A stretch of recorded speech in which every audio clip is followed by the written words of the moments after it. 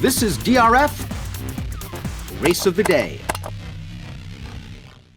Hi, everybody. Dan Illman, Mike Beer, the DRF Race of the Day for Friday, August the 27th, race number 12 at Charlestown. Let's take a look at the field for the Grade 2 $800,000 Charlestown Classic. It is the signature race of the entire year at Charlestown, and it anchors a stakes-laden card. You can download free formulator past performances for this race on the Race of the Day event page at drf.com. Access them and handicap along with us. And the number 8, Art Collector, 5-2 morning line favorite, going to try the 3-turn configuration around the bull ring at Charlestown. Yeah, and if he handles that and he runs back to his last race, Dan, I guess he's going to be pretty tough in here. He was sucking off the layup at Saratoga last time, and he actually ran a pretty big race that day. He controlled the pace that day. Curious to see where he'll be as it pertains to pace with our Timeform US pace projector. New York traffic is fast. Warriors Charge when he wants to be as fast. I would think from the rail, you got to send Warriors Charge, Mike. I agree with that. I mean, I don't see why they wouldn't be using this horse's speed. I know New York traffic is fast, Dan. Warriors Charge might be faster. Warriors Charge is also coming off a big effort in the Grade 2 Stephen Foster. He tried hard every step of the way, just got beat by a better horse. Maxfield came back to run second in the Whitney with a 105 buyer, and the third place finisher Sproul won the West Virginia Governor's Cup comfortably with a 98. This horse certainly fits.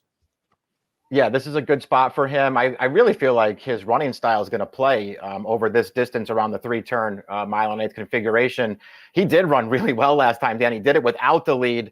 I don't want them to try that this time. I want them to use his speed from the rail. This horse has actually run some really big races on the lead.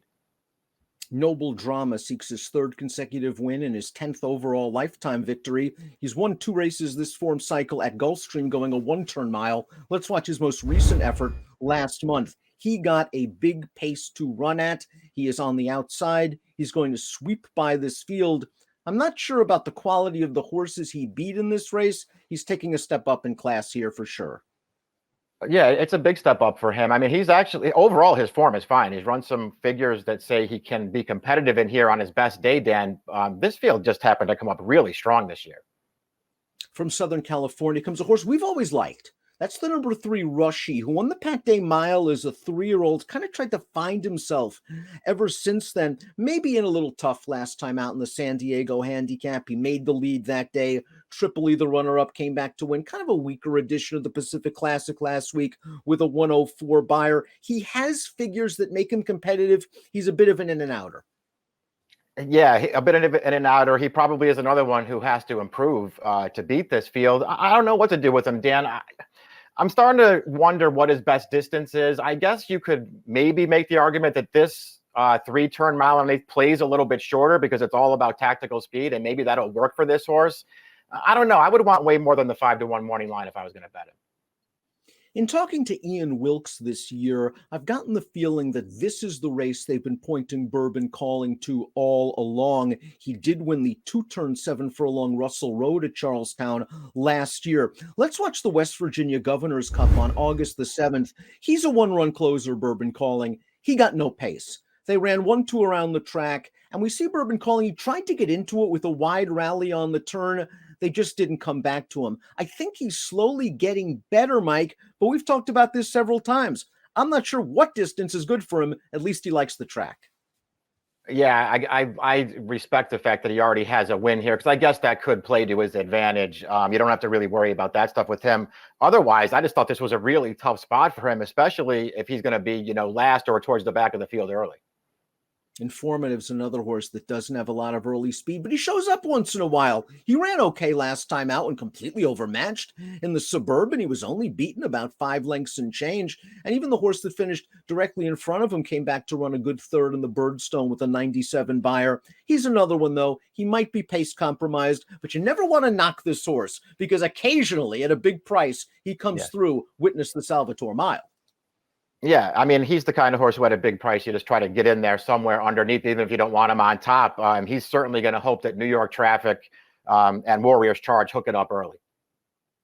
I talked to Safi Joseph right after New York Traffic was beaten as the favorite in the Monmouth Cup. And I noticed going into the paddock before that race that he was not a happy camper, New York Traffic. Saddled on the walk, wouldn't settle down. And after the race was over, Safi told me, if you thought he was bad here, you should have seen him in the barn area before we led him over. He just misbehaved. And then he chased a fast pace, made a 3-wide bid into the teeth of the pace, and tired. It's amazing that this horse, who has run so many good races, has yet to win a stakes. I think he fits very well in this spot. I do too. We'll see if he can get the. I guess we'll see if he can get the trip he wants, Dan, because he feels to me like a horse who's really at his best when they can use his speed. And if he winds up going and a Warrior's Charge also goes, maybe he gets hooked up and that makes it too tough for him. Otherwise, I just feel like you have to look at him as a major player. He had the excuse that you just laid out last time, even 2 back to Salvatore Mile. I mean, he was just up there battling a really fast pace the entire way, and Informative came from out of it and closed it down. Here's last year's winner, the 7 Sleepy Eyes Todd's most recent start at Fonner Park. He went from Maidan to Fonner in the Busselman Gus Fonner, a race he won in 2020, and he just couldn't get it done in here. And I was a little disappointed, Mike, that he didn't finish second. I know Momosa's a nice horse. He came back to win the Steve Sexton Mile at Lone Star with a 99 buyer. But I wonder if the trips to Saudi Arabia and Dubai have taken some of the starch out of this horse. I would wonder the same thing. That certainly wasn't anywhere close to his best performance last time. A little bit disappointed, even as you say, Momosa's a nice horse, but that doesn't mean just because this horse lost to him that he ran well. And I didn't think that he ran well. He has plenty of races that make him really tough in here. I just felt like he was a real wild card in here, Dan. His recent form's not great. But he might actually be a price in here. Art Collector put together a string of very nice races last year at 3. It led to him being 2-1 in the Preakness. He didn't run particularly well that day, nor in the Breeders' Cup Dirt Mile, where he was 4-1 against Knicks Go. He got back on the beam first time for Bill Mott at Saratoga. Let's watch Art Collector's race. After a sprint prep off of the long layoff, Art Collector was able to control this pace, and he pours it on in the stretch. He can sit off of horses, and I would think Timeform US is right. Probably a nice 3-wide tracking trip is coming. Yeah, he'll get the right trip in here, it feels like. This was, if nothing else, again, it's just a really nice step in the right direction for him, because off the layoff, I know it was a pretty tough spot, but maybe he was a little disappointing in that race down at Churchill Downs. He improved here. It was a good field on paper, Dan, but mostly it's a bunch of horses who, for one reason or another, haven't really turned out to be that good. I don't know. I still like Art Collector as a horse, and I think he's a player in here. I just don't think I'd bet him as the favorite. The 9 Restrained Vengeance is a cool horse coming in from Southern California. He wins on dirt, he wins on synth, he wins on turf. He was a graded stakes winner 2 starts back on the grass at Santa Anita. We'll go back to his most recent dirt race. This is all the way back in March, the Santana Mile, where he's beaten by Axeman, who just controlled this pace up front.